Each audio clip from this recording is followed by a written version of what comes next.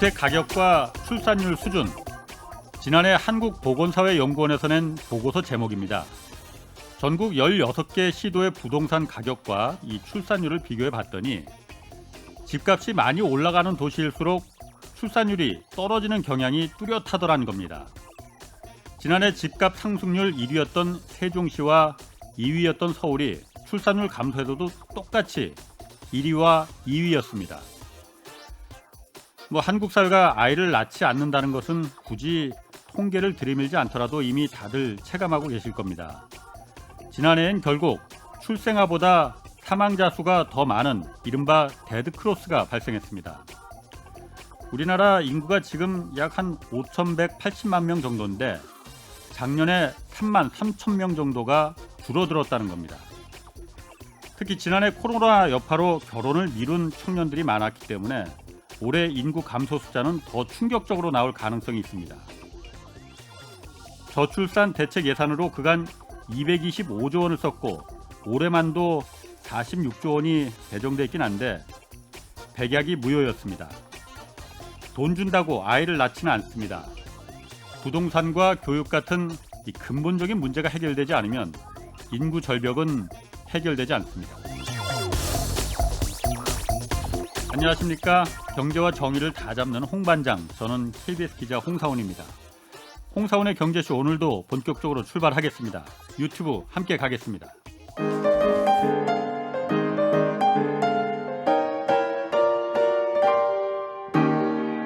경제 방송 많으면 많을수록 아무거나 들으시면 큰일 납니다. 홍사훈의 경제쇼를 전적으로 믿으세요. 네, 2월 4일 정부의 부동산 대책이 나온 지 이제 3주가 지났습니다.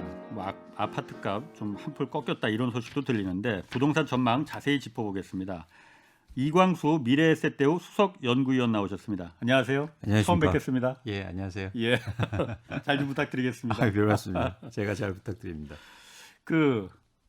부동산 집값 다들 관심 굉장히 많습니다. 예. 저도 물론이고 예, 좀 꺾였다는 얘기도 들려요. 예. 실제로 어떻습니까? 많이 꺾였어요? 아니면 찔끔 꺾인 거예요?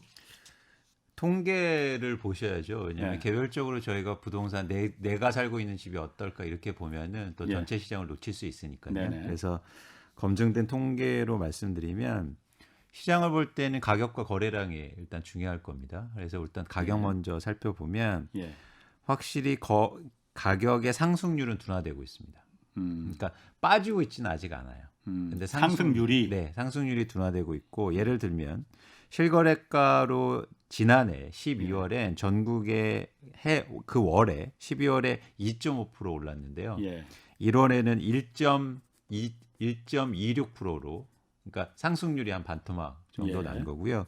서울 같은 경우에 지난해 12월에는 예. 2% 상승했는데 예. 올해 1월에는 0.8% 상승했습니다. 상승률은 많이 좀 줄긴 줄었네요. 그렇습니다. 그래서 개별적으로 또 살펴보면요. 예. 예를 들어서 실거래가 중에서 지난해 12월 정도에는 한 60% 정도가 상승하고 예. 25% 정도가 하락한 그런 아파트였거든요. 예. 근데 그게 25% 하락한 비중이 한 30% 이상으로 올라가 있는 상황입니다. 작년에 그럼 25%가 하락한 데가 있기도 있었어요? 오를 때도 예. 다 오르지는 않습니다. 어, 네, 최고가 대비해서 떨어지는 곳이 분명 있죠. 그렇군요. 네. 거래량은 어땠어요, 그러면은? 거래량은 조금 더 심각한 상황인데요. 네. 예를 들어서 올해 1월 주택 거래량은 전국 기준 9만 건이 거래가 됐는데요. 예. 지난해 12월 대비해서는 35% 감소했고요. 예. 그리고 서울은 24% 정도 감소한 상황입니다. 근데 더 심각한 건 2월 현재 수준인데요. 2월 오늘 기준으로 해서 서울의 실거래가 건수가 1,097건입니다. 1097. 네. 2월 지금. 2월 마지막 주니까요. 예. 좀 남긴 했지만. 예. 근데 예를 들어서 지난해 2월에는요. 8,300건이 거래됐어요. 그러니까 8,000건 거래되다가 지금 1,000건으로 줄었어요. 예.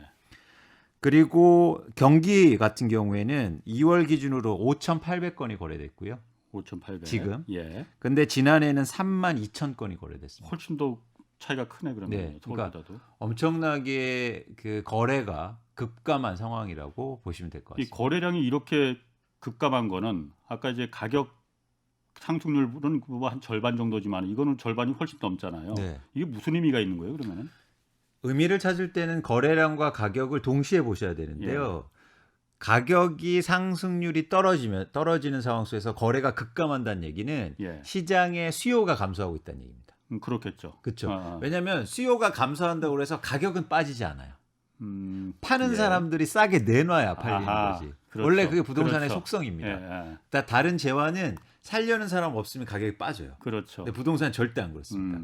맞습니다. 그래서 항상 처음에 변화가 이렇게 일어난 거예요. 예. 그러니까 상승률이 떨어지면서 갑자기 거래량이 확 줄어요. 예. 이 얘기는 뭐냐면 지금 시장에서 지금 주택을 살려는 사람들이 확 줄고 있다는 거죠. 더 떨어질 거다 앞으로. 뭐 여러 가지 제가 일일이 물어보진 않았으니까요. 그거 파악하기는 힘들지만 첫 번째는 투자하는 사람들이 급감하고 있습니다. 아, 그러니까 한국의 부동산, 서울의 아파트를 투자 목적으로 살려는 사람들이 확 줄고 있다는 거예요. 대출도 안 되고 세금도 많아지고 예. 여기서 돈 많이 벌 것 같지 않은데 아. 새로 사서 아. 그러니까 살려는 사람들이 확 줄고 있고 예. 그러면 그 공백을 지난해 말부터는 무주택자를 대표로 한 실수요자들이 메꿨거든요. 예. 그런데 무주택자나 실수요자도 너무 오른 가격에 이제 부담을 느끼는 거죠. 아하. 그러니까 주택 수요를 구별하실 때 두 수요가 있죠. 하나는 투자 목적의 수요, 예. 그리고 실수요가 실수요. 있습니다. 예. 투자 수요는 속성이 가격이 오를수록 많아져요. 음. 수요가 증가합니다. 예. 예. 왜냐하면 기대감이 높아지니까. 예. 그런데 이게 이 수요가 줄고 있고요. 실수요는 자연스럽게 가격이 오를수록 수요는 줄어듭니다. 당연히 그건 당연할 것 같아요. 예. 예. 그래서 항상 저희가 시장을 할 때 아니 왜 가격이 오르는데 수요가 안 줄지? 아, 그건 실수요는 주는데 투자 수요가 많아졌어요. 그렇군요. 그래서 정책의 핵심은 가격이 오를 때 투자 수요를 줄이는 게 핵심이어야 돼요. 그래서 어쨌든 이 얘기는 다시 드리겠지만 지금은 이런 상황이다. 결국에는 투자 수요는 확 줄고 있고 예. 실수요도 일시적으로 확 증가했다가 가격이 오르니까 자연스럽게 감소하고 있다라고 보시면 됩니다. 어쨌든 바람직한 현상인 것 같아요. 객관적으로 그렇진 않나요? 그건 이제 누가 이 시장을 보느냐의 관점인데 예를 들어서 예. 제가 집을 팔고 싶은데 그럼 예. 바람직하진 않죠. 그 살려는 사람들이 많아요. 입장에서 좀 근데. 다르다 이거죠. 네네. 그러면 어쨌든 지금 거래량과 가격이 이렇게 내려가는 게 2월 4일 그 부동산 대책 때문에 그런 거로 보는 건지 아니면 자연적인 어떤 뭐 다른 요인이 있다고 보시는 건지. 제가 원인 파악을 해드렸잖아요. 예. 예를 들어서 투자 수요가 감소하고 있다. 예. 이거는 최근에 나온 이사 공급 대책의 영향이 아닙니다. 음. 이거는 뭐냐면 그동안 누적돼 있던 세금 예. 효과 그리고 예. 올해부터 본격적으로 발휘되는 예. 종부세. 그렇죠. 종부세나 양도세 영향이 큰 거고요. 예. 그리고 실수요자가 패닉해서 바행하는 그런 그 수요가 줄어들고 있는 건 공급 때문에 뭐 일부 영향은 있겠지만 예. 아까 말씀드린 것처럼 가격이 너무 올랐기 때문에 불가피한 현상이거든요. 그래서 저는 공교롭게도 이사 대책 이후로 시장의 변화가 이어진다고 해서 예. 공급 정책 잘했네. 박수 치기에는 아직 좀 빠르다. 그렇군요. 그리고 시장의 변화는 그 원인 때문에 일어나는 건 아니다. 이렇게 생각합니다. 지금 말씀 들어보니까 그럴 것 같네요. 그렇죠. 예. 그래서 저희가 항상 시장 파악할 때 상관관계와 인관관계의 정확한 구분을 해야죠. 그러니까 마치 공급 정책 나와서 시장 안정돼가고 있네, 잘하고 있네 이게 아닐 수가 있다는 겁니다. 그렇군요. 예. 그 며칠 전에 요즘 그래서 그 거래량과 이제 가격이 좀 내려가다 보니까 네. 내려가는 게 아니고 이제 상승률이 좀 둔화되다 보니까 네. 며칠 전에 그런 뉴스도 있었어요. 그러니까 뭐 실거래가를 조작해서 그러니까 최고가로 내가 사겠다고 계약했다가 바로 그냥 계약을 취소해 버려서 집값을 인위적으로 올리는 그런 케이스들이 많이 있다라고 정부에서 보고 있더라고요. 그렇습니다. 그거는 실제로 시장에서 그렇게 하면 집값이 올라가요 일단. 홍의장님 이게 되게 충격적인 사실인데요. 예. 사실 이거를 제가 그동안 계속 주장해 왔어요. 경제 수요에 나와서도 이게 되게 예. 큰 문제다. 근데 이제서야 이게 파악이 된 거거든요. 그럼 그런 경우가 지금까지 계속 있었군요 시장에서. 엄청나게 많았고 이게 실제로 집값에 크게 영향을 미칩니다. 일단 통계로만 파악해 볼게요. 예. 국토부가 이번에 실거래가 전국 기준으로 85만 건을 전수조사해 봤는데요. 예. 그 중에서 최고가로 된 거래 중에 32%가 신고한 다음에 취소합니다. 계약을 하고 네. 그러니까 신고하고. 신고하고 예를 들어서 어떤 아파트가 10억에 거래되다가 갑자기 신고가가 15억에 거래됐어요. 근데 그 15억짜리가 갑자기 취소돼요. 어허. 그런데 그건 남아 있어요, 거기에. 실거래가 시스템에. 데이터에. 예. 어. 그런데 전국적으로는 32%인데 최고가 중에 32%가 취소됐는데 예. 이걸 지역별로 살펴보면 더 충격적입니다. 예. 서울은 50.7%가 예. 취소됩니다. 절반이 2개 중에 1개가요. 이게 지금 일부 언론이나 전문가들이 아유 저기 부동산 사장님들도 인간인데 실수할 수 있지. 실수에다가 취소한 실수하고 거. 보긴 좀 그런데. 아니 2건 중에 1건을 왜 실수합니까? 그러니까요. 예. 울산은 52.5%예요. 울산이 지난해 가장 많이 집값이 오른 지역 중에 하나인데. 예. 인천은 46.3%. 예. 그런데 더 지역으로 들어가면 더 충격적이에요. 서울, 광진구, 서초구는요. 66.7%가 10건 중에 7건이요. 취소돼요. 그래요? 마포는 63%. 강남도 63%. 아니 그러면은 그런 지역은 지금 강남이나 광진이나 이런 지역이 10개 중에 6개는 전부 다 그러면 허위 계약이라는 그렇습니다. 얘기예요? 최고가로 신고가 된 거죠. 집값을 올리기 위해서. 그런데 이게 왜 영향을 미치냐면 예. 지금 한국의 부동산 시장은 철저하게 심리가 움직이거든요. 그렇죠. 왜냐하면 투자하려는 사람들이기 때문에. 예, 예. 근데 심리가 어떤 효과를 발휘하냐면 일종의 단내림 효과가 나타납니다. 예. 그러니까 무슨 얘기냐면 예를 들어볼게요. 10억에 거래되다가 11억 그리고 10억 5천 이렇게 거래되고 왔다 갔다 하고 있었어요. 예. 근데 갑자기 15억에 하나가 거래됩니다. 어. 그러면 이제 제가 팔려는 사람들 어. 내놨던 사람은 어떨까요? 거둬들이지. 싹 걷어들이죠. 그렇죠. 그리고 다시 내놓습니다. 예. 15억을 기준으로. 그렇죠. 15억 5천만 원에. 예. 근데 살려는 사람이요. 예. 그럼 살려는 사람도 보고 있다가 갑자기 15억에 거래됐어요. 빨리 마음이 사야겠네. 급해지죠. 어. 그리고 어디에 기준을 맞힐까요? 15억에 맞. 15억에. 그래서 두 분이 만났어요. 그렇구나. 두 분이 만났어요. 15억 5천에 팔려는 매도자와 15억의 마음을 갖고 있는 매수자가 만났어요. 근데 갑자기 그 사무실에서 이래요. 매수자한테. 저기 지난주에 15억 거래됐는데 사장님, 사모님 14억 5천 해줄게. 그럼 어떤 느낌이 듭니까? 싸게 느껴져요. 당연하죠. 아. 이게 바로 앵커링 단내림 효과예요. 이 영향이 한국의 부동산 시장에 엄청나게 영향을 미쳤다는 겁니다. 수치로 보여드리잖아요. 어떻게 10채 중에 7채가 아니 맨날 그거 하시는 분들이 7채를 실수해요? 그런데 여기가 더 아셔야 될 게 예. 부동산 제가 모든 부동산 중개사 사장님들을 뭐라 하는 게 아니고요. 그 지역의 부동산 사장님들은 그 지역의 부동산의 참여자예요. 예. 다 한 채씩 갖고 있거나 예. 투자를 해놨거나 예. 살고 계시거나 개연성이 큰 거죠.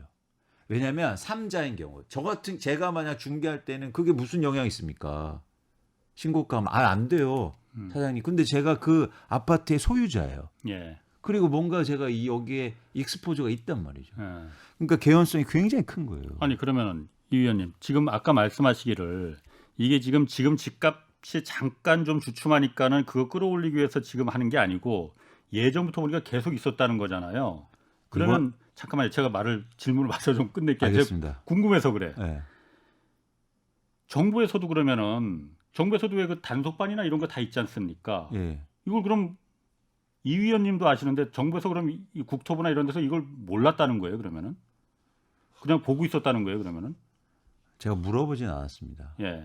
아셨는지는. 예. 근데 제가 여러분도 청취자분도 과거의 녹화를 보시면 예. 들으실 거예요. 제가 이 얘기를 엄청 많이 했어요. 음. 이거 되게 심각한 문제다.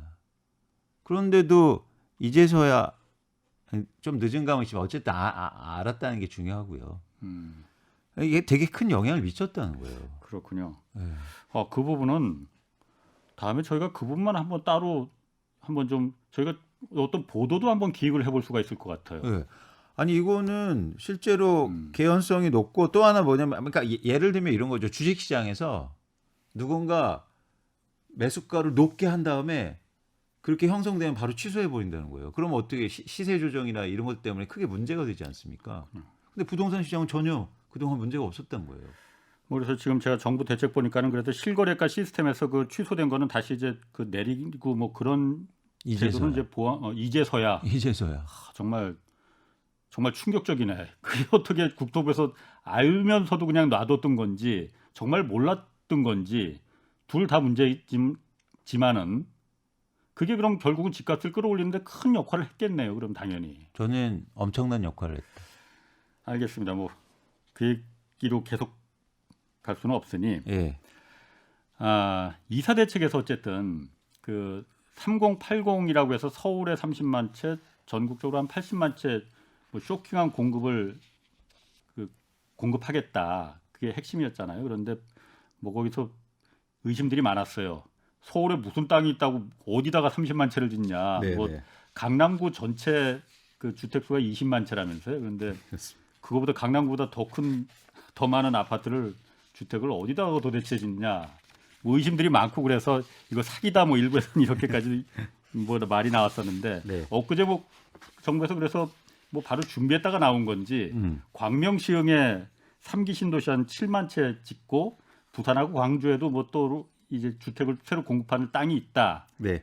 발표했어요. 네. 이거 어떻게 가능한 얘기입니까? 어떻습니까? 홍 기자님, 이게 저희가 사실 팩트는요. 예. 사실관계는 정부가 이사 대책이라고 그래서 공급 예. 대책 할 때 83만 호 예. 대책을 발표했는데요. 이미 그 안에 있었습니다. 음흠. 예. 그러니까 그 중에서 어떤 방식이 있었냐면 예. 공공택지를 활용해서 전국에 26만 3천 호를 공급하겠다. 그 중에 하나입니까? 그렇죠. 그럼 여기는? 근데 그 대신 이 26만 3천 호에는 서울이 빵이었어요. 그러니까 광명이 서울은 아니잖아요. 그렇죠. 그렇죠. 예. 그 대신 인천과 경기 지역에 18만 호, 예. 그리고 광역에 5만 6천 호, 예. 지방에 2만 7천 호. 음. 이 계획 중에 하나를 발표한 겁니다. 이번에 그 광명시흥은 그렇습니다. 그렇구나. 그래서 쉽게 말하면 이 공공택지라는 건 빈 땅에 예. 하겠다는 거예요.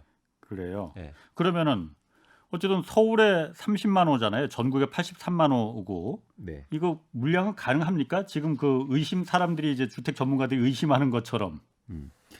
정부의 계획을 상세하게 살펴보면 32만 3천 호 서울에 예. 32만 3천 호를 어디서 할 거냐면 예. 정비 사업, 쉽게 말해서 재건축 재개발, 예, 예, 공공정비 예. 사업을 통해서 9만 3천 호, 그리고 역세권 개발을 해서 7만 8천 호. 이게 제일 큽니다. 예. 그리고 소규모 개발이라고 그래서 뭐 그런 뭐 노후 지역들 개발해서 예. 6만 2천 호 이렇게 개발하겠다는데요. 예. 전반적으로 방향성은 뭐냐면 노후 주택지라든지 예. 재건축 재개발에 공공이 참여해서 예. 그리고 재건축이나 재개발을 통해서 정비 사업해서 공급해 주겠다. 이게 예. 사실은 서울 공급 정책의 대부분이라고 보시면 됩니다. 예. 그러면 그렇게 해서 30만 호가 실제로 나올 수 있느냐 이게 의심하는 거잖아요. 그렇죠. 가능성은 있죠. 예. 뭐 열심히 하면. 예. 근데 중요한 건 언제냐는 거죠. 5년 내에 하겠다는 거 아니에요? 거기에 의구심을 갖는 겁니다. 그러니까 아까처럼 유유토지면 예. 정부가 푸시하고 계획대로 끌고 갈 수 있어요. 예. 그런데 지금 서울에 계획되어 있는 많은 지역들은 누군가 살고 있고 예. 토지주들이 다 각자 중구난방이기 때문에 그렇죠. 예. 그 지역의 속도를 어떻게 끌어오느냐가 사실 관건이거든요. 예. 그런 관점에서 예를 들면 저도 이제 건설회사를 다녔지만 예. 건설회사가 재건축 사업을 할 때도 굉장히 시간이 오래 걸립니다. 예. 그런데 공공이 과연 그거를 할 수 있을까? 공공이면 더 빨리 지금 단축시켜 줄 수 있다는 거 아니에요? 공공이니까. 네. 공공은 인허가라든지 그러니까 인허가라든지 이런 절차적 절차. 단계를 빨리 할 수 있지만 예. 사람의 마음을 빨리 할 수는 없어요. 그건 민간이 훨씬 더 빨리 할 수 있다 이거죠. 그렇죠. 그런데 그 사업의 핵심은 그 법계적인 이런 절차적인 문제보다도 사람의 마음이 더 관건이거든요. 예. 어떻게 3분의 2의 동의를 가져갈 것인가. 예. 그리고 빨리 할 것인가. 예. 그런 관점에서 공공이 쉽게 말해서 땅 주인들의 마음을 어떻게 살 것인가가 중요한 겁니다. 그런 면에서 봤을 때 그러니까 5년 내에 30만 호 서울에 이거는 쉽지 않다 그렇죠. 이렇게 보시는 거군요. 그러니까 정부에서는 지금 얘기하는 게 인센티브를 주면 네. 당연히 할 거다라고 생각하는데 이 당연히의 의문을 가져보는 겁니다. 왜냐하면 사람이 그렇잖아요. 한 번 주면요 만족하는 게 아니고 더 달라고 하죠. 그렇죠. 예. 탐욕은 끝이 없어요. 그 인간의 원래 본성입니다. 그게. 예. 예를 들어서 서울역 앞에 쪽방촌에 아무도 소유자들이 거의 살지 않아요. 그렇죠. 대부분 투자 목적으로 사놨단 예, 말이에요. 예. 그런데 이제 내가 좀 줄게 합시다. 그러면 어. 그분들이 고맙습니다. 당장 하시죠. 절대 더 주세요. 더 줘요. 그럴 거란 거죠. 그렇군요. 그걸 어떻게 이제는 컨트롤하고 음. 어떻게 그 사람들의 마음을 살 것인가가 사실 관건인 겁니다. 그 지금 이사 대책 나온 이후에 그래서 공공주도 여러 가지 이제 당근을 많이 줬잖아요. 인센티브를. 네. 뭐 용적률도 700%까지 높여준다고 하고 뭐 네. 재건축 초과이득 환수 세금도 이제 면제시켜준다고 하고 음. 그러면 이제 국토부 입장에서는 하겠다는 데가 굉장히 많을 거다. 아까 말씀하신 대로 그러면은 30만 채 서울에 충분히 지을 수 있다. 빨리빨리 생각했는데 제가 몇 기사 좀 이렇게 보니까 재건축 단지는 뭐 말할 것도 없고 기존의 재개발 사업 지역들도 안 하겠다고 돌아선 데가 오히려 더 있다고 그러더라고요. 네네. 그 이유 중에 하나가 이제 두 가지인 것 같아요. 보니까 하나는 일단 소유권을 공공이 일단 공공이라면 LH나 SH 공사겠죠. 네. 여기서 이제 가져가겠다. 네. 그리고서 나중에 이제 배분을 하겠다는 거고 네. 두 번째는 분양가를 네. 지금은 조합이 이 시행사와 건설사와 같이 해서 네. 분양가를 결정했는데 네, 네. 그래서 높을수록 좋은 거 아니에요? 조합원들이야 그렇죠, 당연히. 그렇죠. 그거를 LH나 SH 공사가 정하겠다라고 네, 네. 하니 네. 돌아섰다는 거거든요. 네. 어떻습니까? 그 부분으로 봤을 때 이 공공주도 재건축이 정부가 예상한 대로 다 달려들까요? 그러니까 지금까지 그런 지역들을 보면 예. 권리관계라든지 뭐 규제라든지 아까 말씀드린 대표적 용적률 상한 규제라든지 이것 때문에 사업이 진척이 잘 안 됐어요. 그렇죠. 근데 정부가 이제 그동안 힘드셨죠. 예. 도와드릴게요. 하시죠. 하고 이제는 당근을 줬단 말이죠. 예. 자, 여기서 이제 할 수도 있고 안 할 수도 있는데 제가 느끼기에는 일단 한번 더 주세요 하는 겁니다. 일단 네. 일단이란 말이 중요하네. 네, 일단. 그래서 이 일단을 계속으로 끌고 갈 수 있어야 돼요. 예. 그 일단이 영구적으로 돼버리면 못 되는 거죠. 예. 그러니까 무슨 얘기냐면 그 그러니까 그 조합원들의 그 땅 주인들의 뭔가 사업을 할 수 있는 유인들을 계속적으로 제공해 줘야 된다는 겁니다. 한 번 주고 끝나는 게 아니라. 네. 근데 계속 용적률을 올려주거나 계속 인센티브를 줄 수는 없잖아요. 예. 그래서 이제 아이디어를 생각해내야죠. 제가 낸 아이디어는 뭐냐면 네거티브 인센티브입니다. 말씀해 보세요. 예, 무슨 얘기냐면 자 올해 안 하면 내년엔 줄어듭니다. 이렇게 해야 돼요. 그 아이디어 괜찮은데. 이게 굉장히 중요한데요. 왜냐하면 규제를 계속 풀면은 개발 호재가 생겨요. 예. 그래서 이거는 규제해야 됩니다. 그래서 예. 정부도 한계를 느끼는 거예요. 예. 그래서 뭐냐면 네거티브 인센티브를 줘야 돼. 이게 백화점에서 쓰는 방식입니다. 한국의 백화점은 안 쓰지만 캐나다 백화점은요. 예를 들면 이런 방식을 쓰는데 있어요. 세일을 하는데 예. 오늘 40%고 내일 30%고 내일 모레 20%입니다. 예. 그리고 가면 갈수록 세일이 줄어들어요. 야, 첫날 제일 많이 팔립니다. 당연히 그렇겠죠. 그리고 그냥 40%로 고정한 것보다 훨씬 더 잘 팔려요. 이거죠. 그러니까 그게 진짜 당근이네요. 그렇죠. 당근을 계속 당근 줄 수 없어요. 아. 그러면 네거티브 당근을 주는 거예요. 예. 그러면 속도가 굉장히 빨라질 거예요. 잘 보세요. 근데 이런 얘기 제가 아무리 해봤자 잘 안 되더라고요. 안 들어요. 그래서 홍 기자님 열심히 하셔서 이 방송을 많이 듣게 해야 됩니다. 사람들이. 중요합니다. 그러니까 우리가 정책을 비판하지 않고 대안을 얘기해야죠. 맞습니다. 제가 이 의원님 지금 얘기 듣다 보니까 네. 그 당근이라는 게 작년에 김현미 국토부 장관이 있을 때 공공주도 그때는 공공참여였지. 네. 처음 나왔을 때 네. 용적률을 그때는 500%로 얘기를 했었거든요. 네. 이번에 700%로 올라갔잖아요. 네. 또 작년에는 재건축 초과이득 그 환수 세금도 그때는 얘기 없었거든요. 맞습니다. 이번에 또 그것도 줘버렸어. 맞습니다. 당근을 이번에 더 줬으니 맞습니다. 제가 만약 거기 있는 그 토지주 입장이라 하더라도 다음엔 더 주겠네. 그럼요. 그게 사람 심리예요. 기본적으로 그 욕망을 읽어야 정책을 익히는 거죠. 다원화된 세상에서 어떻게 과거하고 정책을 똑같이 합니까? 그래서 사실 저희가 이번 굉장히 쉽게 말하면 정책을 하나 내는 게 아니라 예. 계속 발전시켜야 돼요. 그렇군요. 그 분양을 누가 하느냐? 지금 예전에는 이제 조합원들과 그러니까 토지 소유주들과 시행사가 이제 같이 했는데 뭐 원래는 조합원이 하는 거죠. 그런데 조합원이 잘 모르니까 시행사가 이제 거의 맡아서 했잖아요. 네네. 근데 그걸 SH나 LH 같은 공공이 이제 가져가겠다 분양권을 이거에 또 반발들이 많단 말이에요. 그 토지 소유주들이. 그렇죠. 이유는 분명히 공공은 분양가를 내릴 것이다라는 네네. 거거든요. 네네. 근데 지난번에 변창흠 장관이 여기 이 경제쇼 한번 출연해서 그런 얘기를 하셨어요. 네. 어쨌든 이런 당근을 많이 주니까 비례율이라는 게 올라가지 않느냐. 비례율이라는 게 어쨌든 수익이잖아요. 그렇죠. 조합원 토지 그렇죠. 소유주들. 그 핵심이죠. 그게 한 150%까지 올라가니까 네.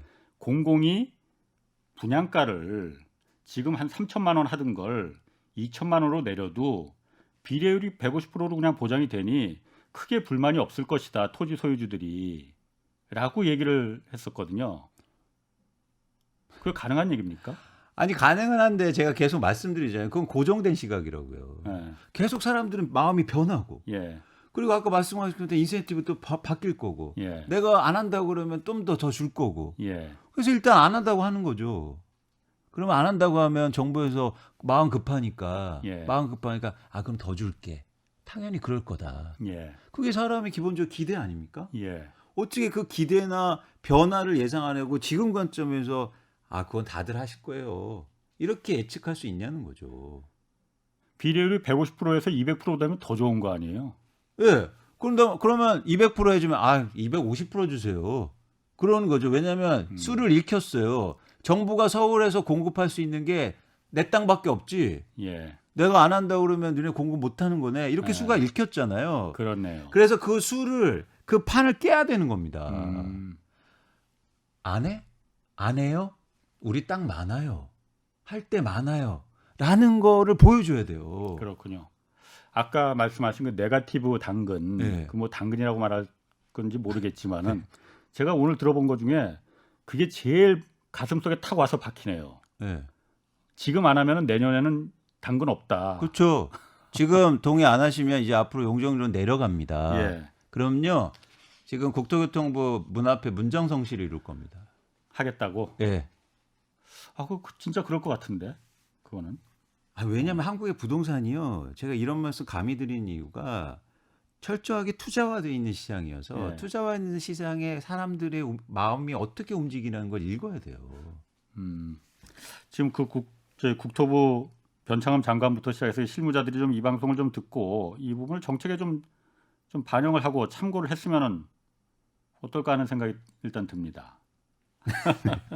자, 그건 KBS 라디오에서 열심히 해주십시오. 저는 일단 말을 했으니까. 알겠습니다. 그거 아주 좋은 아이디어인 것 같아요. 네. 오늘 정말 하나 건졌습니다. 그래서 저는 홍 기자님 뭐냐면요. 저희가 맨날 뭐 정부 비판하고 네. 뭐 이게 아니고요. 대안을 제시해야죠. 네, 그게 중요한 거죠. 네. 네.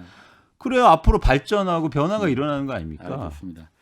그 올해 집값 예. 뭐 이제 2차 대책은 이제 넘어가고 올해 네. 집값 사람들이 굉장히 궁금할 것 같아요. 네. 아까 지금 거래량이 굉장히 급감했잖아요. 네. 앞으로 어떨 것 같습니까? 집값? 이 부분은 이제 제가 예측하는 부분이죠. 아까 거래량 급감하고 이런 건 뭐 통계로 나와 예, 있는 예, 거니까 예. 일단 첫 번째 제가 예측하는 건 거래량 급감 현상, 감소 예. 현상이 앞으로 지속적으로 일어납니다. 앞으로도 네, 왜냐하면 수요가 갑자기 증가할 가능성 굉장히 적기 때문이요. 집을 사려는 수요. 그렇죠. 예, 예. 그리고 투자 목적으로 특히 예, 예. 갑자기 투자할 만한 사람들이 생기지 않습니다. 네네. 뭐 그 법이 갑자기 바뀌지 않는. 예. 그런 상황 속에서는 거래량이 많이 줄면서 가격은 안 빠지고 가겠죠. 예. 그런데 이제 하반기로 갈수록 다주택자가 압력을 받게 될 거예요. 예, 세금 문제도 있고. 양도세고 그리고 가장 많이 받는 압력은 더 안 오르네. 이제 이게 끝났네. 가장 큰 압박이에요. 예. 왜냐하면 살 사람이 올리거든요. 예. 살 사람이 많아야. 살 사람이 줄어들어서 내가 기대한 만큼 안 오르면 그러면 현명한 선택은 파는 거잖아요. 예. 그래서 다주택자를 중심으로 해서 매도 물량이 증가하면 가격 하락세가 본격적으로 일어날 수 있다라고 전망하고 있습니다. 본격적으로 가격 하락세가 일어날 가능성이 높다고 보시는 거군요. 그렇습니다. 뭐 제가 거의 유일한데요. 가격 하락을 전망하는. 근데 저는 일단 그렇게 전망하고 있습니다. 그래요. 그러면은 그럼 가격 하락이 나타날 때 미리 좀 이렇게 전조 현상이라고 할까? 뭐 나타나는 그런 게 좀 있어요? 말씀하셨듯이 거래량 급감. 거래량. 음. 그럼 그건 이미 나타나고 있는 거네 그러면은. 근데 좀 추세적이어야죠. 아 계속. 예, 2월만 아니고 예. 2월, 3월, 4월 이렇게 거래량이 추세적으로 감소하면 예. 그럼 이제 그게 전형적으로 가격의 변곡점에 와 있는 전조입니다. 그렇군요. 그러면은 제 이 위원님 그거 좀 물어보고 싶어요. 어쨌든 부동산을 아까 말씀하신 대로 투자의 수단으로 지금 보는 사람들이 한국 사회에서 많잖아요. 왜냐하면 네. 그게 가장 수익률이 뭐 좋다고 실제로 좋으니까. 네, 그렇죠. 그 투자로서의 이제 그 어떤 그 이 가치는 부동산은 아직도 계속 남아 있다고 보시는 거예요? 아니면 이제는 끝난 것 같다 이렇게 보시는 거예요? 저는 끝났다. 지금 가격 수준에서. 예. 그러니까 투자해서 돈을 벌기가 힘들다. 아, 왜냐하면 말씀드렸듯이 세금도 너무 높고. 그러니까 집을 투자할 때는 결정적으로 한 채는 투자가 아니에요. 그렇죠. 내가 한 살 채 집이니까. 그렇죠. 내가 살고 한 채 산다고 해서 다른 집 올라도 좋은 건 없어요. 물론 어. 무주택자분들보다는 좋으시겠지만 예, 예, 예. 투자로 보면. 예, 예. 그래서 투자 목적은 한 채를 더 사야 되잖아요. 예, 예.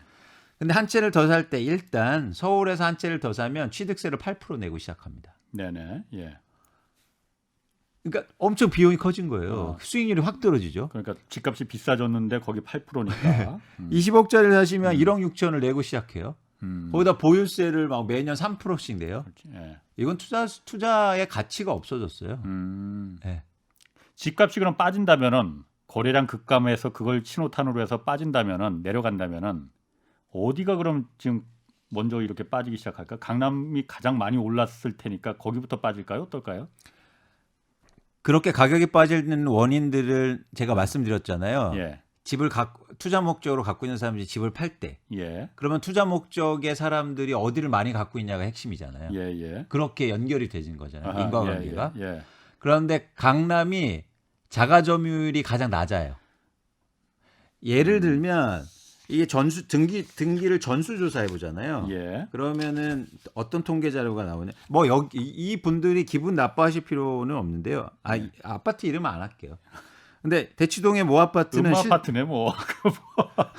아니 이거는 팩트니까. 예. 예를 들어서 아파트는 실거주 비율이 31.5%입니다. 생각보다 높은데 거기? 아 그런가요? 예. 거의 70%가 투자 목적으로 집을 사놨다는 거예요. 예. 마포레미아는 41.8%, 예. 상계주공 5단지는 12.5%, 12.5%예요. 어. 상계주공 5단지요. 예. 거의 90%가 투자 목적으로 사놨어요. 음. 투자 목적으로 사놓은 데가 변동성이 커지는 거죠. 예. 많이 오른 만큼. 예. 그래서 이런 지역이 가격 하락폭이 커질 수도 있다는 생각을 가져봅니다. 아까 아파트 같은 경우 몇 프로라고 하시죠? 30%라고 하셨죠? 그렇습니다. 그럼 나머지 70%는 다 이제 세입자고. 그렇습니다. 아파트 같은 경우 이게 추세적을 볼 필요가 있는데요. 예. 원래 실거주자 비율이 예. 60% 정도였어요. 근데 이게 30%로 엄청 줄어든 거죠. 그럼 어쨌든 실제 거주하지 않은 집주인들이 거기 사는 건 10명 중에 3명밖에 안 되면은 예. 이건 나머지는 전부 다 투자 목적으로 그러니까 투자일지 투기일지 모르겠지만은 예. 투자 목적으로 거기를 사놨다는 거잖아요. 그쵸. 그러니까 재건축이 앞으로 될 거니까. 그렇습니다. 이게 그러면 지난 그 몇 년 전에 그 임대 사업자 등록 그 세금 깎아준 거 예. 그때 전후로 이렇게 좀 그 실거주 비율이 뭐 차이가 있거나 뭐 그런 것도 있습니까? 그러면은 여기서 굉장히 홍 기자님 중요한 질문을 하셨는데요. 예. 실거주 비율이 계속 떨어지면서 투자하는 사람들이 많이 산 건 맞아요. 예. 근데 투자를 사놨으니까 이익이 나면 예. 세금도 많아지고 부담을 느끼니까 매물로 내놔야 되잖아요. 예. 그러면 시장이 이제는 정상화가 되는 거죠. 예. 매물이 나와야 예. 되면. 그런데 2018년부터 갑자기 매물이 확 줍니다. 그게 그때구나. 그럼. 임대사업자 등록 혜택을 늘리면서. 아. 네. 그래서 그때 거의 거래 비율이요. 예. 100채당 10채가 거래됐다면 4채로 확 줄어요. 예. 매물이 안 나와요. 왜? 예. 투자 목적으로 사놨는데 정부에서 아이고 저기 투자 목적으로 사는데 저기 예쁘세요. 그래서 보유세도 조금 내시고요. 나중에 양도세도 제가 감면해 드릴게요. 이런 예. 거예요. 예. 그럼 왜 팝니까? 공시지가가 올라도요. 예. 하나도 그게 부담이 없어요. 예. 안 팔죠. 예. 그리고 그냥 등록 많이 하죠. 예. 그래서 전국에서 갑자기 60만 채, 70만 채가 2018년도에 임대사업자 등록을 확 해버립니다. 그건 뭐냐면 나 이제 안 팔겠습니다. 예, 예, 약속한 거예요. 예. 뭐 그 얘기 많이 이제 나와서 뭐 꽃길을 깔아줬다 뭐 이런 얘기도 나왔는데 예. 자, 한 가지만 좀 물어볼게요. 예. 그럼 그 당시에 김현민 국토부 장관이 직접 나와서 그 광고도 하고 그랬잖아요. 임대사업자 등록하라고. 네. 왜 한 거예요? 그 제도를 국토부는 뭐 뒤늦은 얘기긴 하지만은 제가 하도 좀 분노가 좀 일어서 좀 물어보는 겁니다. 그냥 그런 선한 의지가 있었죠. 음, 왜냐하면 임대사업자를 보호해줘야 음, 임차인들이 안정적으로 전월세를 살 수 있다고 예. 생각한 겁니다. 어, 그러니까 나쁜 마음으로 하신 건 아니라고 믿어요. 음. 대신 시장을 잘 몰랐던 거죠. 시장을 몰랐다. 이렇게 될 줄 몰랐다. 네, 그러니까 시장을 움직이는 요인이 뭔지 몰랐던 겁니다. 그리고 또 하나 중요한 건 임차인들의 행복은 영원히 전월세를 싸게 사는 게 아니고 예, 집값이 안정돼서 내 집 마련하는 게 목적인데. 예, 그렇죠. 근데 왜 전월세를 안정시키려고 노력했을까? 네. 집값이 목적이었다면 예. 임대사업자 이런 것들을 사실 고민을 좀 하셨어야 되는데. 그래서 선한 의지와 선한 목적은 제가 인정하지만 그래서 저는 정책이라든지 어쨌든 시장을 얘기할 때 그리고 만들 때 부동산 시장의 메커니즘에 대해서 좀 잘 아셨으면 좋겠어요. 시장이 어떻게 누구 때문에 움직이고 막 이렇게 허위로 실거래가 신고하고 이런 데서 어떻게 이깁니까? 그러게요. 네. 그런데 뭐 장관이야 모를 수 있다 쳐도 뭐 실국자나 관리들은 다 알 거 아닙니까?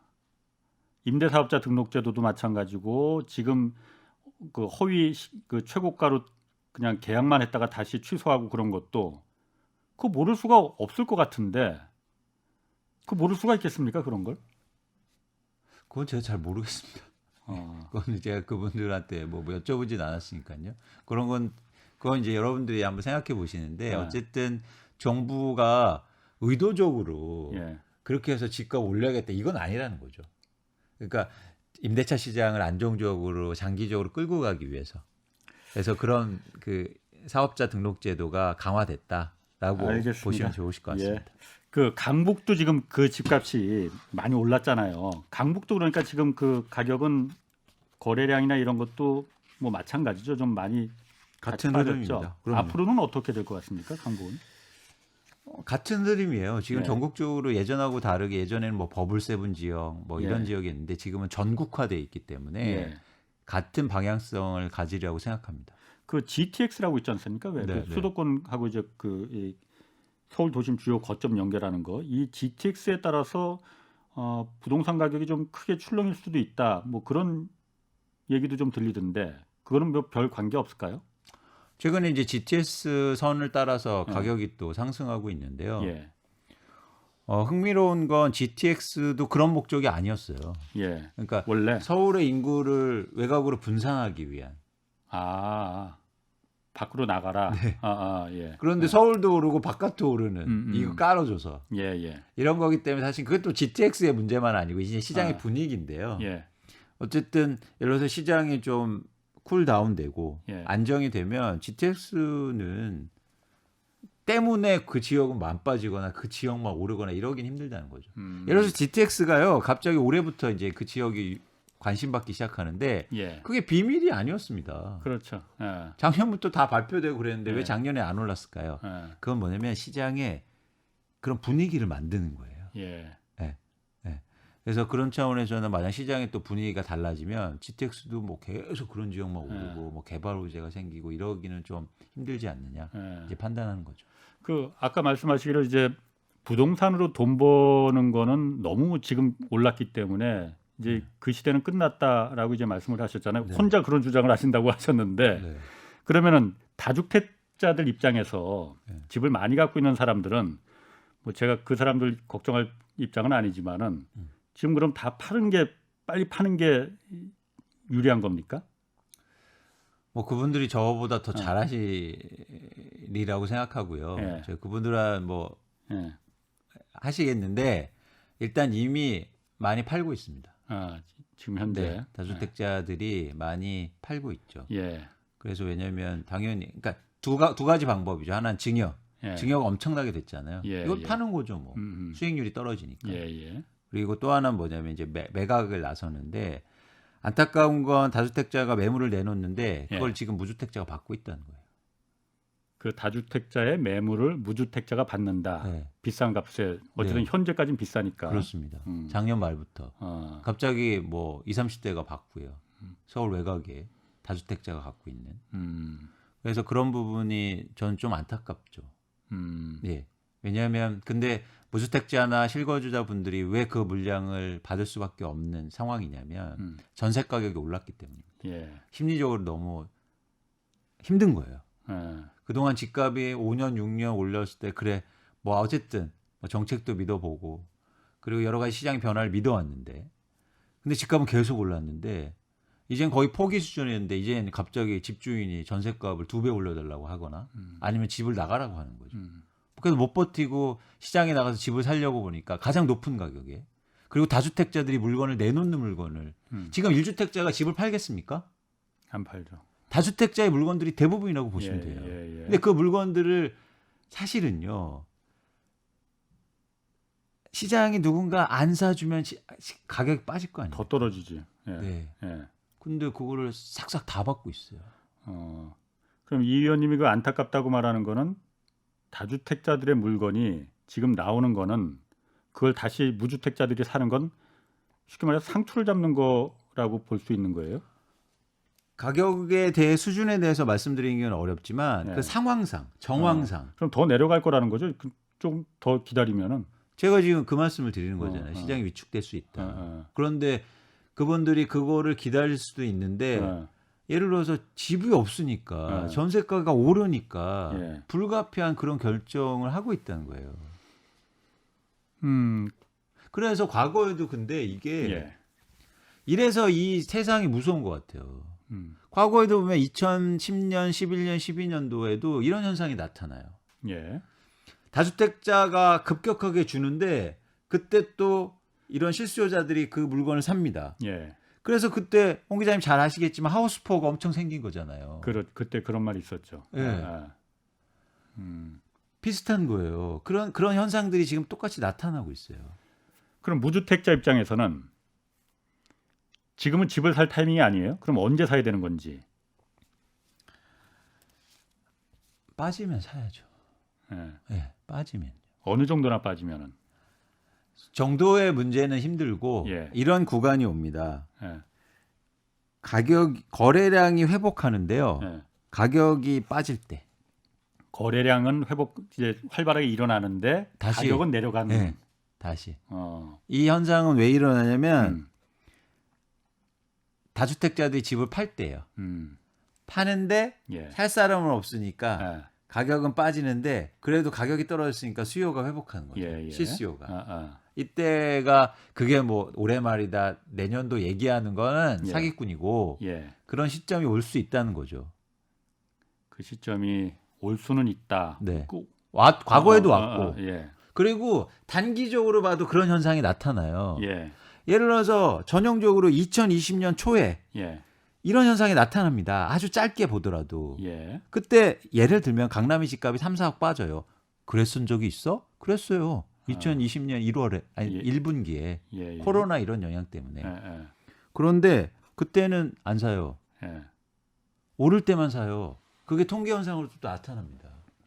사람들이 집이 오를 때는 흥분하고 사고 싶은데 막상 집값이 빠지면요. 안 사고 싶어요. 더 빠질까 봐. 그러니까 아니 이런 것도 있을 것 같아요. 집이 없는 입장에서는 가격이 내려갈 때는 네. 조금 더 기다리면 더 빠질 것 같은데. 그렇죠. 어. 그래서 그걸 그러니까 더 빠질 수 있죠. 예. 근데 그 바닥을 지지하는 시그널은 예. 신호는 거래량에서 찾을 수 있다는 겁니다.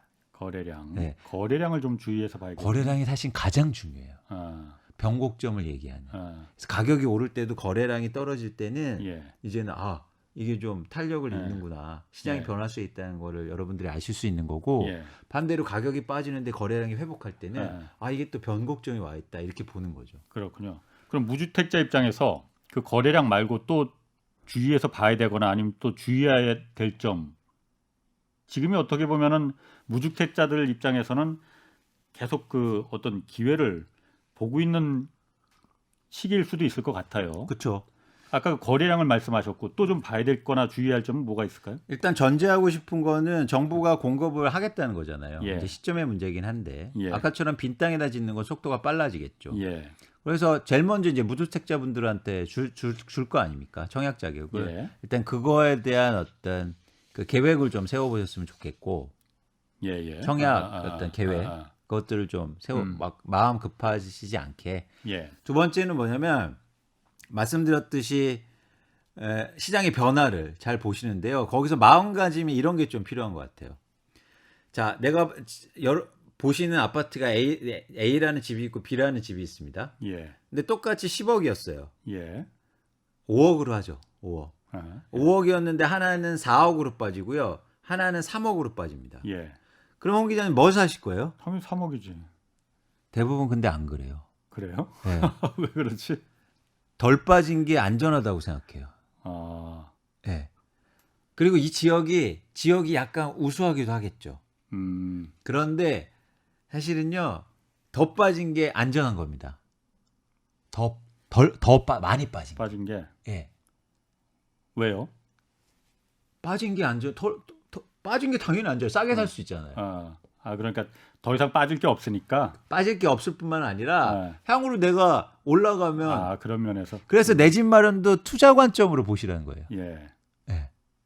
투자 관점에서. 예. 변창은 말씀하세요. 예. 그래서 내가 살 집이어서 난 언제든지 사도 좋아. 비싸게 사도 좋아. 어차피 내가 살 건데 하시지 않았으면 좋겠다는 거죠.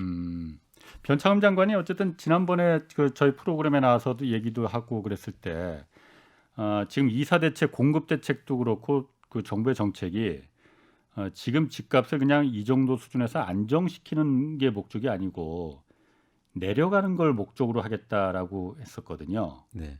그러면은 이게 집값이라는 게 사실 또 너무 내려가거나 그러면은 다른 경제적인 그 부작용이 굉장히 또 많잖아요. 그렇습니다. 어느 정도 지금 집값을 100이라고 본다면은 이 위원님이 보실 때는 어느 정도 수준으로 내려가는 게 적정하다고 보시는 거예요? 숫자로 본다면은. 그걸 숫자로 말씀드릴 수는 없어요. 네, 숫자를 말씀드릴 수는 좀 한계가 있고요. 예. 그렇게 얘기하는 건 사실 그냥 찍는 거죠. 음. 근데 예를 들어 지금 말씀하신 것처럼 가계부채가 1,700조거든요. 예. 엄청난 수준인데 이제 대부분 집을 사기 위해서 예. 뭐 빚을 일으키고 산 그런 가계 대출이라고 저희가 추정하고 있는데 예. 이제 집값이 빠지기 시작하고 하락하기 시작하면 빚은 안 깎아줄 거 아닙니까? 오히려 대출 금리를 지금 조금씩 올라가고 있는데. 그렇죠. 예. 그래서 이자 비용을 많이 내는데 내 자산은 내려가면은. 그냥 집값이 10% 빠졌다고 10% 내는 거 20% 빠지는 거예요. 예. 왜냐면 빚은 안 깎아주니까. 음. 그래서 그런 차원에서는 사실은 영향이 클 수 있다라고 예. 유익 있게 보는 거고 예. 그런 수준을 얘기하기는 조금 힘듭니다. 지금 어쨌든 부동산에 버블이 잔뜩 껴 있는 건 맞는 거죠? 버블이라는 기준이 여러 가지인데요. 예를 들어서 우리나라 경제가 엄청 성장하고 좋은데 같이 마찬가지로 집값도 올랐어요. 그럼 버블 아니죠. 예, 알겠습니다. 네. 자, 오늘 말씀 감사합니다. 지금까지 이광수 미래에셋대우 수석연구위원 함께했습니다. 고맙습니다. 고맙습니다. 예, 홍사훈의 경제쇼 오늘 여기까지입니다. 내일 오전 11시 유튜브로 경제쇼 플러스가 업로드됩니다. 이번 주는 왜 개인 투자자는 기관 투자자에 비해서 항상 손해를 볼까? 이거 알아보겠습니다. 주말에도 경제쇼 플러스 꼭 챙겨주시고요. 저는 이만 물러가겠습니다. 지금까지 경제와 정의를 다 잡는 홍사훈의 경제쇼였습니다.